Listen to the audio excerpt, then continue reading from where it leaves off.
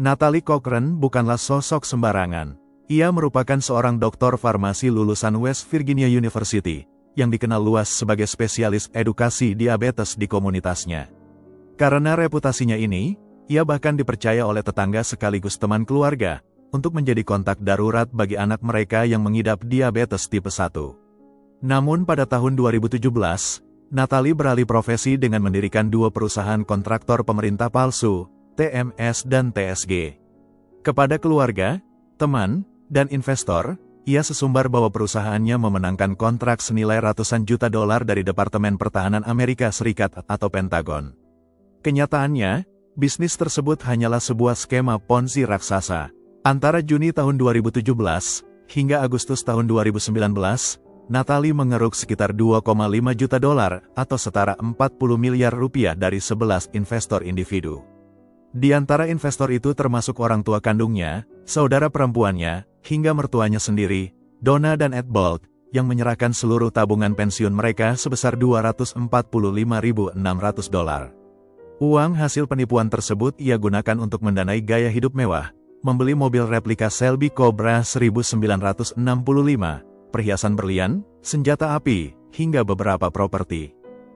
Di balik setiap kejahatan, selalu ada potongan-potongan kebenaran yang menunggu untuk ditemukan. Tidak ada pelaku yang benar-benar bisa bersembunyi, dan tidak ada rahasia yang selamanya bisa dikubur. Setiap jejak, sekecil apapun, bisa menjadi kunci untuk membuka misteri. Inilah kisah kriminal nyata yang akan kita telusuri hingga kebenaran terungkap. Kehancuran skema Ponzi ini mulai menemui puncaknya pada awal tahun 2019.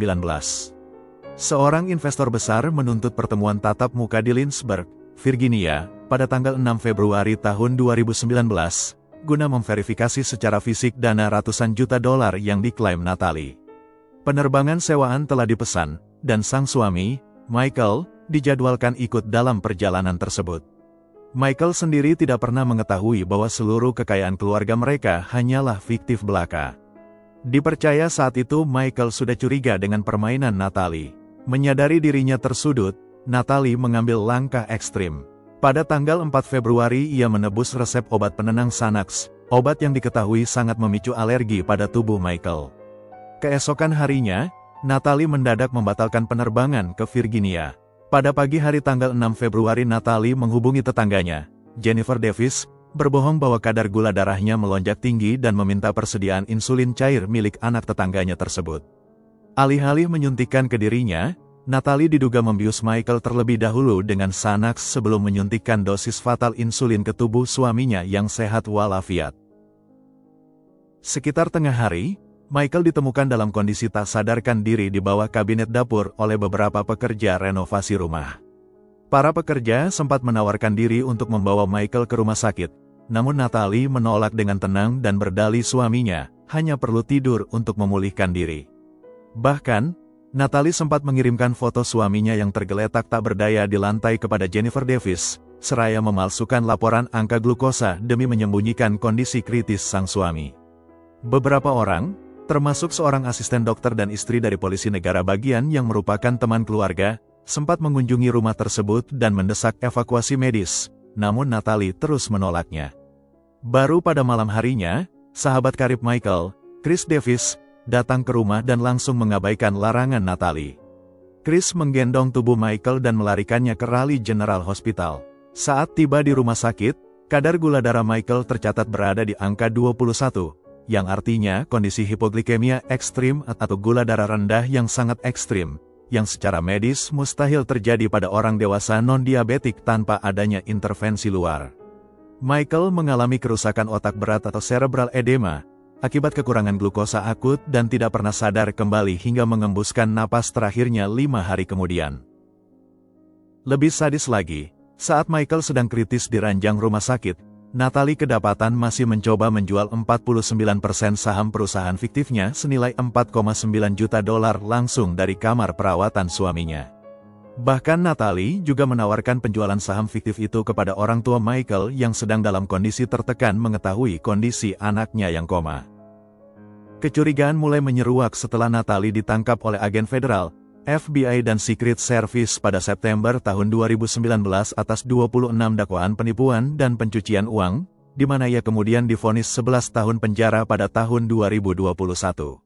Melihat kebohongan Natalie yang begitu masif, orang tua Michael, Donna dan Ed Bolt, mendesak pihak berwenang untuk menyelidiki ulang kematian putra mereka. Jasad Michael akhirnya diekshumasi, meskipun jaringan lunak tubuhnya telah hancur. Dr. Paul Urebe, seorang pakar forensik yang berpengalaman dalam kasus pembunuhan menggunakan insulin, menyimpulkan lewat rekam medis rumah sakit bahwa tingkat glukosa 21 adalah bukti kuat adanya suntikan insulin eksternal. Sidang pembunuhan berencana tingkat pertama, resmi digelar pada Januari tahun 2025. Meski anak-anak mereka bersaksi membela sang ibu, juri yang terdiri dari 8 wanita dan 4 pria hanya membutuhkan waktu kurang dari 2 jam untuk menyatakan Natalie Cochran bersalah atas pembunuhan tingkat pertama. Pada fase penentuan hukuman, sang ibu mertua, Donna Bolt, membacakan pernyataan emosional setebal 8 halaman yang menyebut menantunya sebagai sosiopat narsistik yang keji.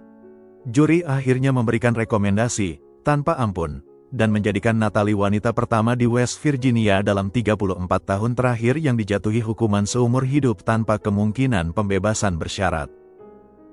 Tragedi ini menyisakan luka mendalam bagi komunitas yang kehilangan sosok pelatih pemuda yang dicintai. Namun, kematian Michael Brandon Cochran tidak sia-sia. Guna memperbaiki celah forensik dalam kasus Michael, di mana pihak rumah sakit awalnya gagal melakukan tes C-peptid sebelum memberikan infus dextrosa sehingga menghapus jejak kimia insulin eksternal, pemerintah West Virginia resmi mengesahkan beberapa poin dari rancangan undang-undang Michael Brandon Cochran Act pada tanggal 9 April tahun 2025.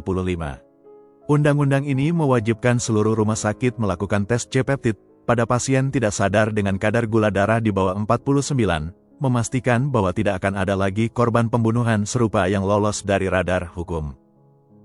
Demikian kisah kriminal nyata kali ini, terima kasih sudah menonton sampai akhir. Semoga kita semua bisa mengambil pelajaran baik dari setiap peristiwa yang tidak baik sekalipun. Sampai jumpa di kisah kriminal nyata berikutnya.